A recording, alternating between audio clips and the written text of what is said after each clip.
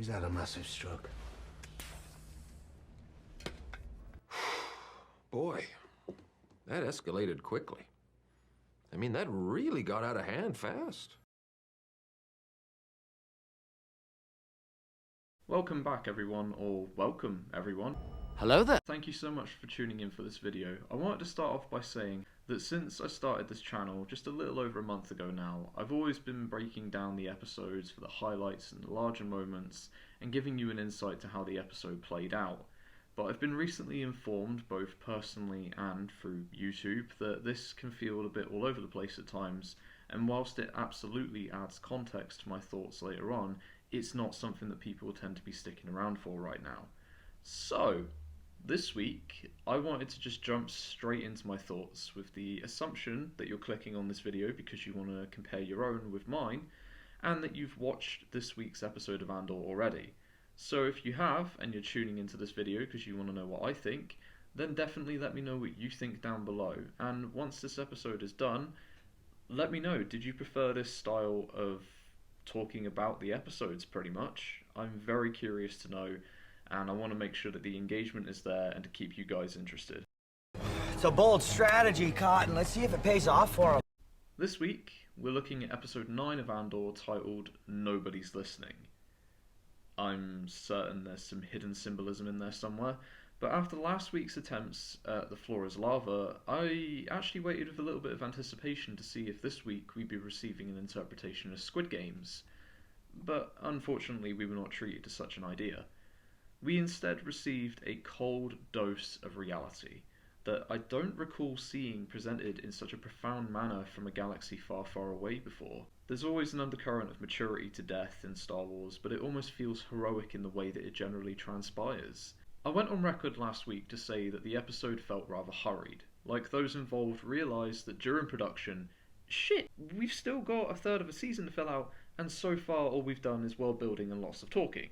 This week, however, there was still a lot of that, but the tension was palpable, and the effects of the episode were impactful enough that it left me feeling deflated and almost grief-stricken, as I just spent an hour watching a man deteriorate on screen, with brief glimpses and cutbacks to his ailing condition, resulting in a strong send-off for such a frail character. The way it was presented did its job.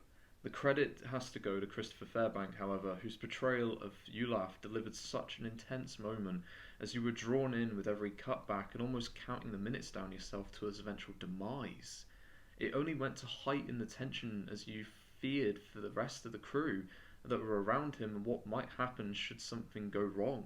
But the best part, as twisted as it may be, is Yulaf's death is the best example of plot and character progression, as the stalling factor was Andy Serkis's Kino this week, who refused to step in and help Andor in the opening minutes through fear of the repercussions that might occur if he did, but Yulaf cemented his position in getting the fuck out of there, as Kino felt that he could keep his head down and be out once his time was up.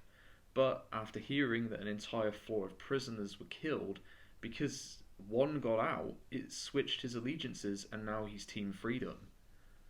This, to my memory, isn't something you see often in Star Wars, from both character progression and the interpretation of death itself.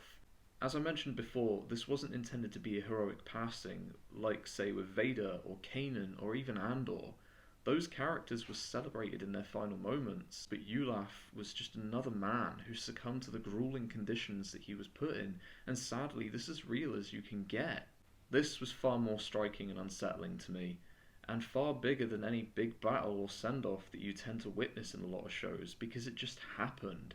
There was no control in this, and we saw Yulaf lose himself throughout the episode, and it all started because he simply wanted a better meal. You cannot get more grounded than this, in a universe where there are infinite possibilities. Admittedly, I've spent a little more time around Yulaf's segments in this episode because, as bad as it sounds, they were the most engaging parts.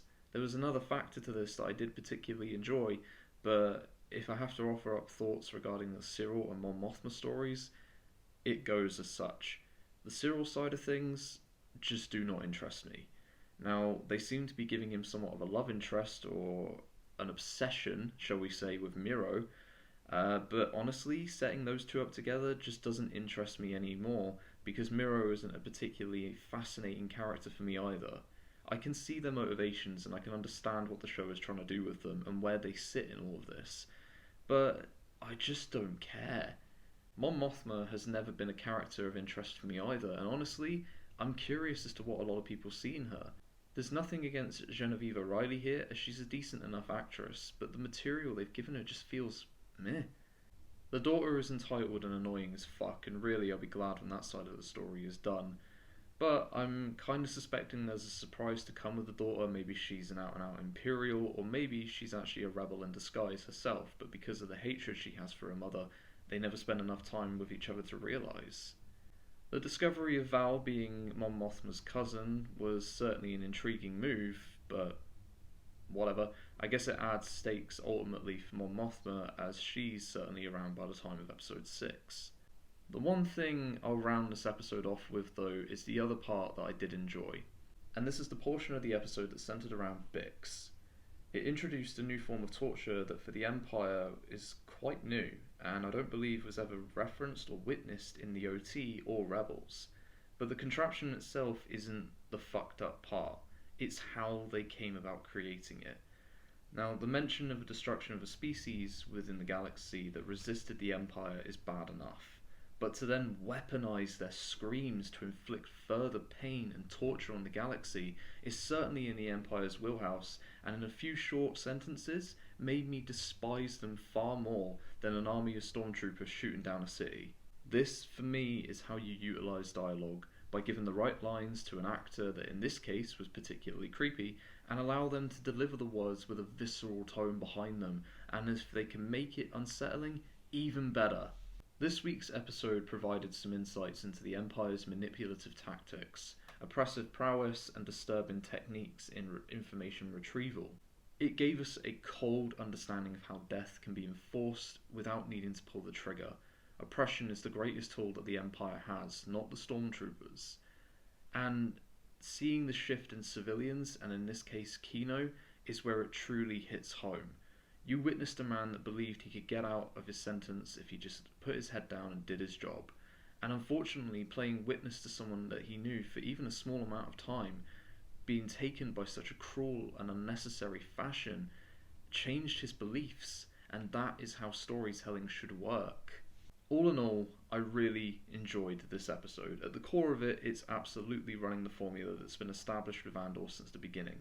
But at least the choices in this one made for somewhat of a better spectacle than the escape from Aldhani. I understand that a lot of people have chimed out from the series, and I can certainly see why. It's definitely more concentrated, it's very little waste in dialogue, and it's a far more intense experience than, say, The Mandalorian or the Book of Boba Fett. But I would absolutely implore you to consider revisiting the series and trying again. It definitely comes in waves with regards to what will grab you, but at the centre of it, this isn't just a character study of Andor, this is looking at the wider galaxy and the facets within it.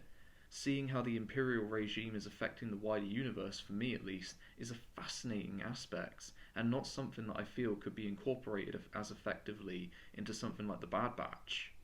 There are no Force wielders or lightsabers in this series, and because it lacks the vivid nature that comes from the animated shows, this series is always going to have an uphill struggle, as it starred a character that many know will die, and removes the stakes from anything that he's involved with, as you can't exactly retcon a whole fucking movie.